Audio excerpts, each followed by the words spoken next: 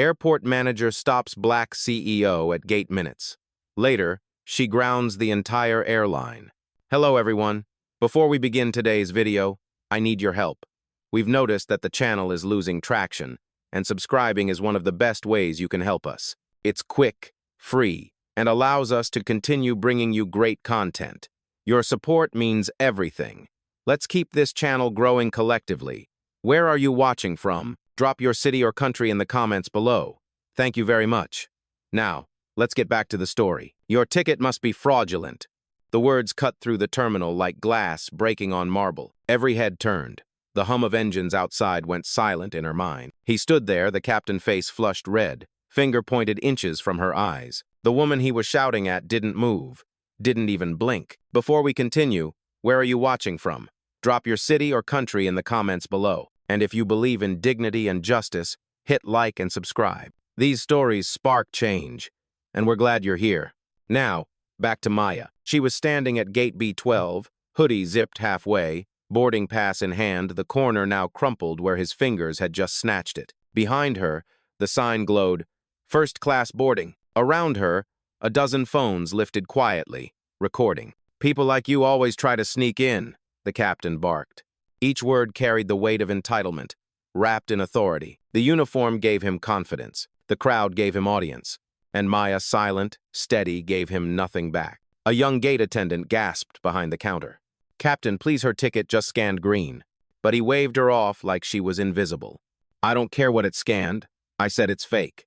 The paper in his hand trembled not from doubt, but from ego. He tore the ticket clean in half and tossed it to the floor.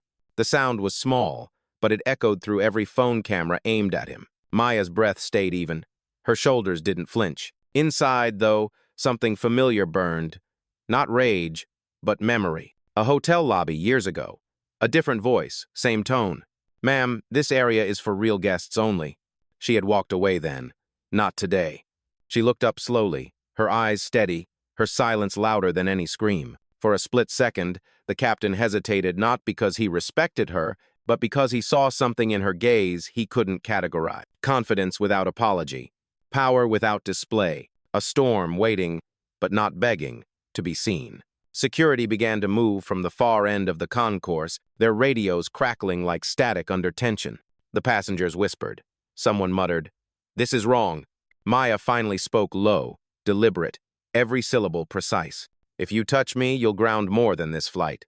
The captain blinked, confused, not yet scared, not yet aware. But in less than 10 minutes, the sky above this airport would go quiet. And justice, calm, black, and absolute, was already taxiing to the runway. Before the shouting, before the torn ticket, there was silence and the sound of her footsteps on polished tile. Maya Rhodes arrived at the airport alone. No entourage, no assistant, no luxury bag flashing a logo. Just a navy hoodie, dark jeans, and calm that didn't need to announce itself. To anyone watching, she was another traveler, maybe tired, maybe late. To herself, she was running an experiment. The woman who owned 40% of Aerolink Airways wanted to know what her passengers faced when they didn't look like privilege. No cameras, no briefcase. Just a boarding pass bought under her name, no titles attached. She had done this once before 3 years ago in a downtown hotel, pretending to be a walk-in guest. That night, she learned how fast a smile could turn into suspicion. Today, she was measuring something else, progress. The line for first-class boarding was quiet, filled with silver watches, crisp suits, murmurs about meetings in L.A. Maya stood behind a man tapping his phone, his platinum tag glinting under the terminal light. When he glanced back at her hoodie, his smile faded. Just like that, the hierarchy rewrote itself. She noticed it all, the flicker in people's eyes, the way small judgments passed like currency. She didn't resent them. She studied them. At the counter, the young gate agent scanned her ticket. A soft green light. "Welcome aboard, Miss Rhodes," she said, polite, automatic. Maya smiled gently, voice low. "Thank you." For a moment, everything was normal. Peaceful, even. She adjusted her hood, looked out the glass wall toward the runway, and thought of her father, a mechanic who once told her, "Engines are honest, people aren't. Listen close and you'll hear the difference."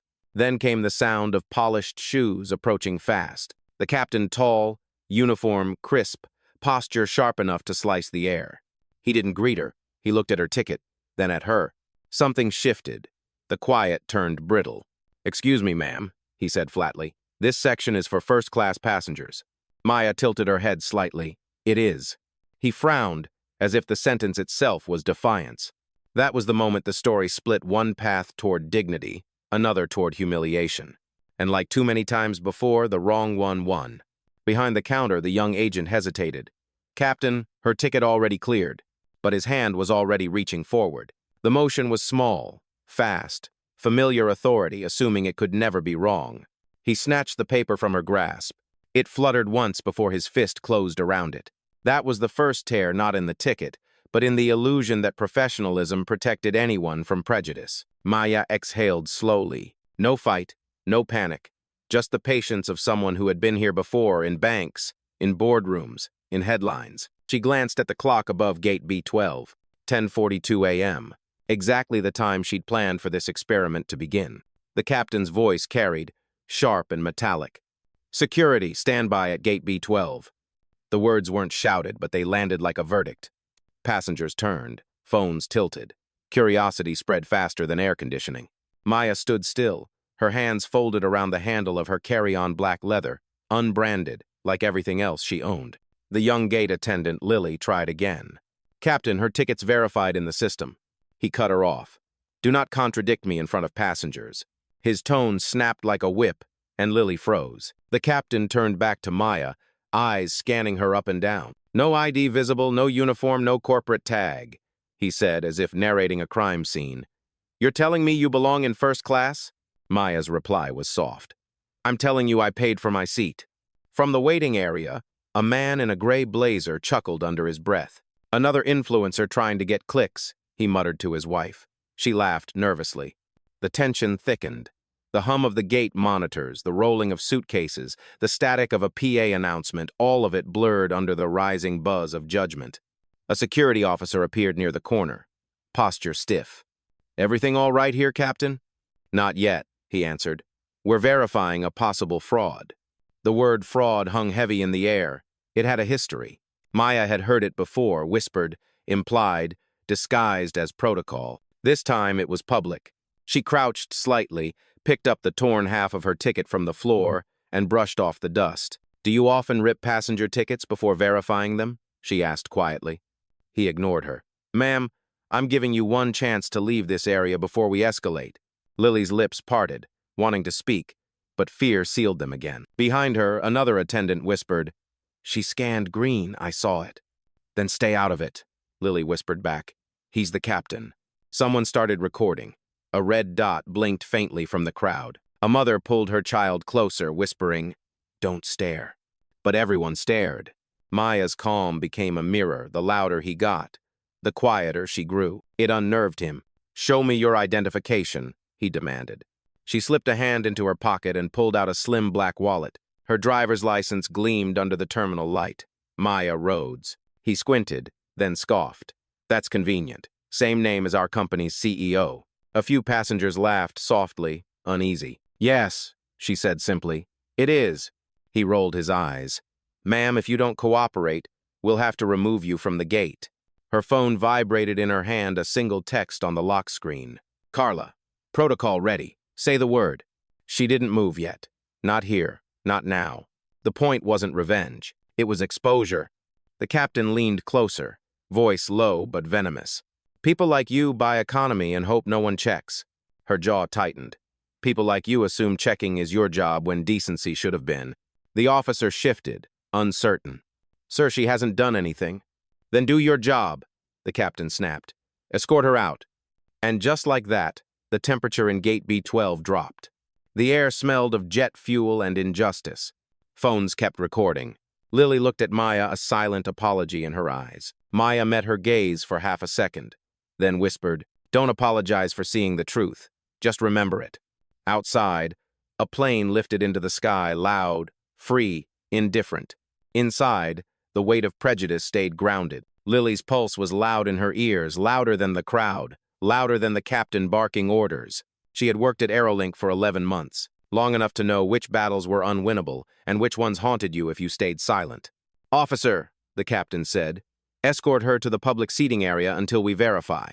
His voice was clipped, confident, the kind of tone people obeyed without thinking. The security guard hesitated, eyes darting between Maya and the captain. "Sir, she hasn't—" "Do it," the captain barked again. Lily stepped forward before she could stop herself. "Sir, wait. Her ticket was scanned and approved. I did it myself." The entire gate froze. The captain turned slowly. "Excuse me?" "I said it's valid," she repeated, her voice trembling but clear. "Her name matches the system. She's—" "Enough," he snapped. "This is not your call, Ms. What's your name again?" "Lily Parker." "Miss Parker, do you want to keep your job?" Passengers murmured. A man whispered, "He's really threatening her?" Someone's camera zoomed in. Maya didn't move, didn't speak, but her gaze found Lily's steady, quiet, protective. In that look, Lily found something she hadn't felt since her first day on the job: courage. "I'm just doing mine," she said softly. "What's that supposed to mean?" "It means the scanner doesn't lie. People do." The captain's jaw clenched. "Security, remove her from this post." The officer didn't move, neither did anyone else. Silence hung, heavy and electric. A teenage boy near the corner muttered, "She's right, though." Another passenger added, "We saw the light turn green."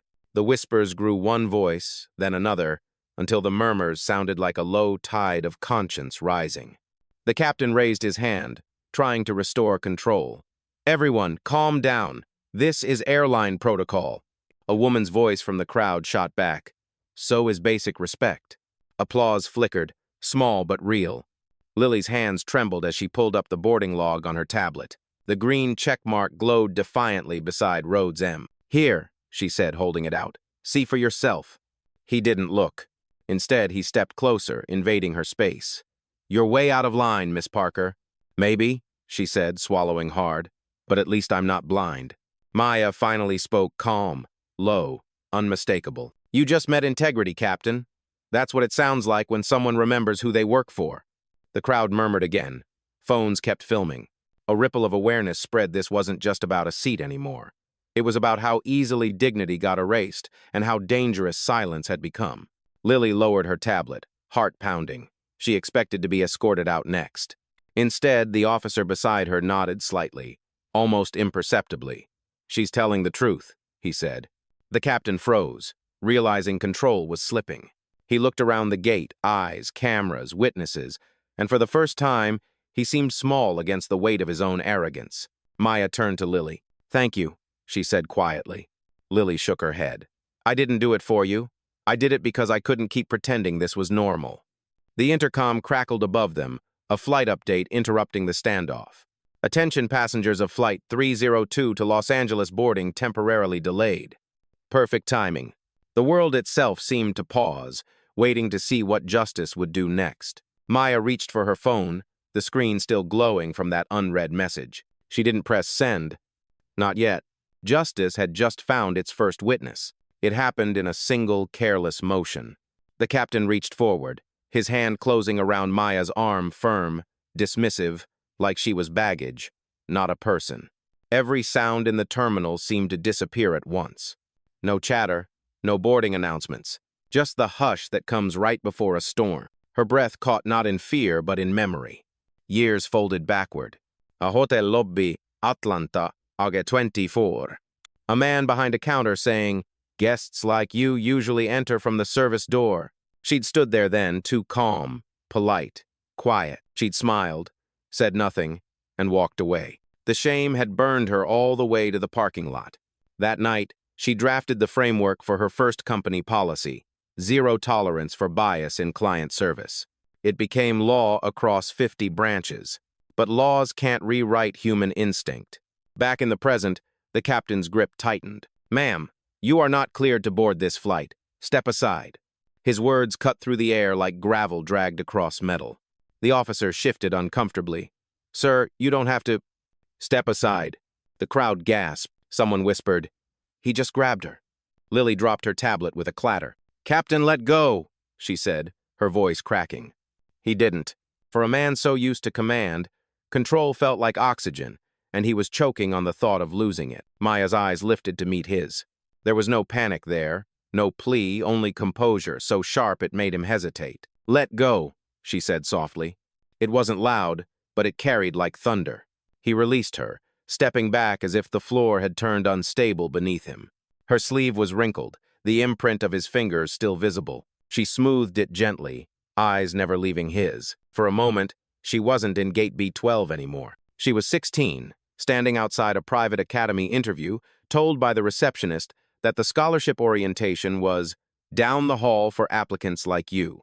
She'd smiled then, too, the only defense a young black girl knew. But inside, something permanent had shifted. Now, decades later, that same weight pressed on her chest not because she felt powerless, but because she recognized the pattern. It had just evolved. Lily's voice broke the silence. "You can't touch passengers, Captain. That's policy." He spun toward her. "You're done here, Miss Parker." "No," she said, trembling. "You are." The crowd stirred again, a ripple of justice struggling to stand up. Phones raised higher, a woman whispered. "Is someone calling corporate?" A man replied, "She's calm. Too calm. Something's coming." Maya took a step forward, slow, deliberate. "You've made your decision," she said. "Now let's see how much it costs." Her phone lit up again. "Carla, Protocol 7 ready for activation." Her thumb hovered above the screen, then stopped. She looked around the gate, the passengers, the fear, the disbelief. She wanted them to see this, to remember it. Because what was about to happen wasn't about revenge. It was about proof. The captain tried to speak, but his voice faltered. Maya's silence filled the space he couldn't control anymore. Outside the window, a plane taxied slowly toward the runway. Its engines roared, steady, confident, a sound she'd always loved. Her father's words echoed in her head. "Engines are honest, people aren't." And for the first time, she realized she didn't have to be loud to be heard. She just had to let the truth run its course. The crowd waited. Her phone buzzed again. She finally whispered, "Carla, begin phase 1. The breaking point had come, and justice had just taken off. The sound of Maya's voice was calm, almost too calm. "Carla," she said, eyes still fixed on the captain, "begin phase 1. On the other end, her assistant's tone was crisp and measured. "Understood, ma'am. Protocol 7 initiated." Lily's head turned, confused. The captain frowned. What did she just say? But the question was already outdated. Within seconds, the monitors behind the counter flickered once, twice before the flight information vanished. A gray screen replaced the departure board, followed by the Aerolink corporate seal. Passengers murmured, "Is that supposed to happen?" "Looks like a system error." "No," someone whispered. "That's control." Maya didn't move. She stood perfectly still, her phone lowered by her side. The terminal lights reflected off the glass wall, framing her like a silhouette of calm authority. Carla's voice returned through Maya's earpiece, soft but absolute. "All flights temporarily grounded for internal verification. Headquarters requests your confirmation of command." The captain blinked. "Grounded? That's impossible. I didn't authorize—" "No," Maya said quietly. "You didn't." He stared at her, confused. "Who are you?" Lily looked down at her tablet. Her eyes widened. "Sir," she whispered. "It's pulling a direct authorization tag. CEO-level clearance." The crowd went silent. Maya turned slightly, her expression composed, almost gentle. "I told you, Captain," she said. "You should have verified before tearing up my ticket." He opened his mouth, but nothing came out. The officer nearby took a slow step back, unsure which chain of command to follow anymore. Carla's voice again steady, efficient. "Corporate Ethics Board notified. Surveillance feed is recording audio and visual. Do you want me to include staff dialogue from the past 3 minutes?" "Yes," Maya replied, her tone as even as a metronome. "Every word, every gesture. Keep it time-stamped." The captain ran a hand over his face, trying to make sense of the shifting ground beneath him. "You can't just—" "I can," Maya interrupted softly. "And I am." Her phone vibrated once more. Carla's update flashed on the screen. Employee history pulled. 2 prior complaints. 1 unresolved bias case. The crowd reacted with a collective gasp. Lily stepped closer, voice low. "They're seeing this live, aren't they?" Maya nodded. "They are." The captain's voice dropped, brittle. "You set me up." "No," she said, still calm. "You set yourself up. I just built the system that caught you." A few passengers applauded, not loudly, but enough to shift the air. It felt like oxygen had returned to the room. He straightened his jacket, still clinging to dignity that was slipping fast. You could have said who you were. I tried, she said. You laughed. From the back of the crowd, someone whispered, She's the CEO? Another answered, She is the airline. The intercom chimed overhead, an automated female voice echoing through the terminal. Attention staff. Operations review in progress. Please remain at your current stations until further notice. The captain looked up at the ceiling, realizing the announcement wasn't for the passengers. It was for him. Maya turned away from him, her voice almost kind. Consider this a grounding, Captain. For your conduct, not your aircraft. Silence followed, heavy, absolute. Outside the window, the runway lights blinked in quiet sequence. Hundreds of millions of dollars worth of machinery waiting for one woman's word to move again. She raised her phone once more. Carla, she said, proceed to phase 2. Confirmed. All internal communications now rerouted to executive command.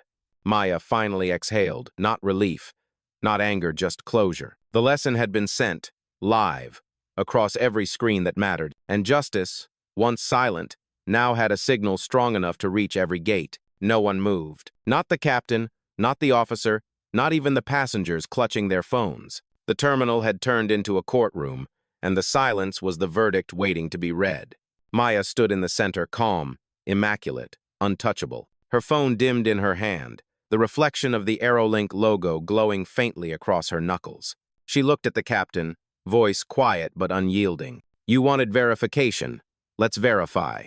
She stepped toward the counter. Lily, still pale, slid her the gate tablet. The corporate dashboard had shifted her own credentials, now flashing in bold. Maya Rhodes, Chief Executive Officer, Aerolink Airways. The crowd gasped. Someone dropped their coffee. A murmur rippled through the line, disbelief turning into recognition. The captain's face drained of color. That's not possible. Maya tilted her head slightly. No, Captain. What's not possible is how comfortable you were humiliating someone you didn't recognize. Her tone wasn't loud. It didn't need to be. The stillness around her made every word sound amplified. You called me a fraud in the company I built. The line hit the air like a gavel striking hardwood. Phones caught it, replayed it, immortalized it. A woman near the window whispered, "Oh my God." A man muttered, "She owns the airline." The officer straightened his stance, silent now, almost at attention. Maya turned toward Lily. "Thank you for doing your job with honesty."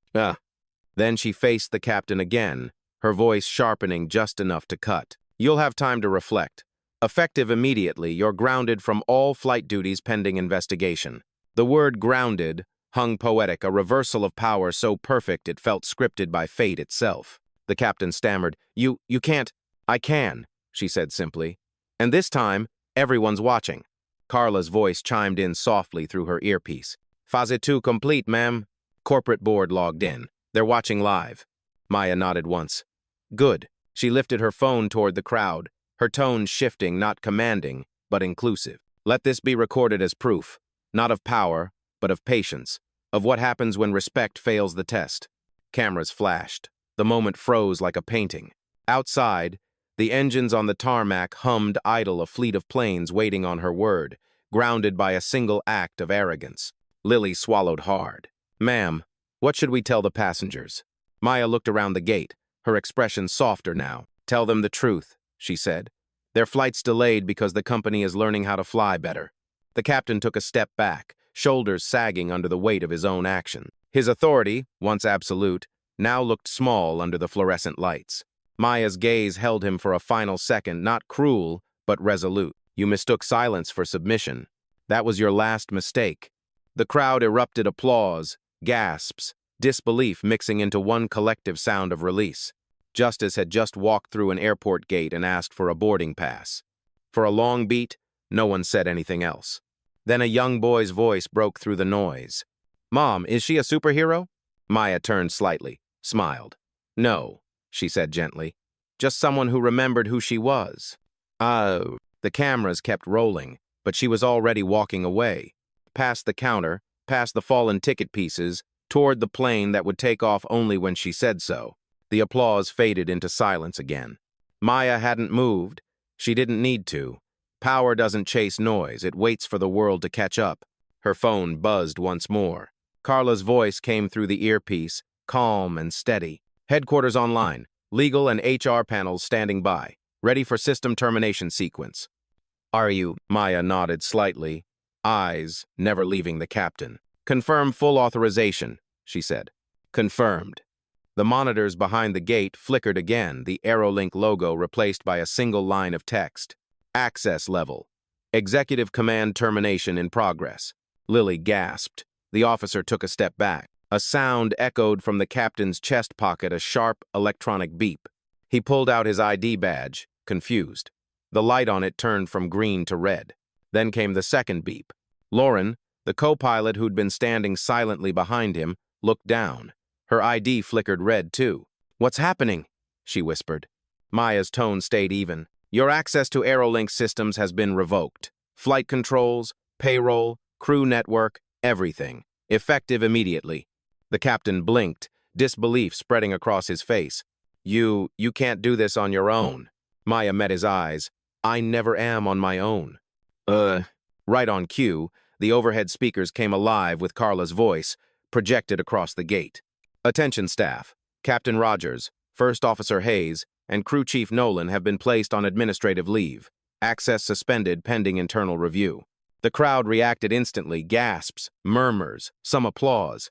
The officer exhaled, relief slipping into his voice.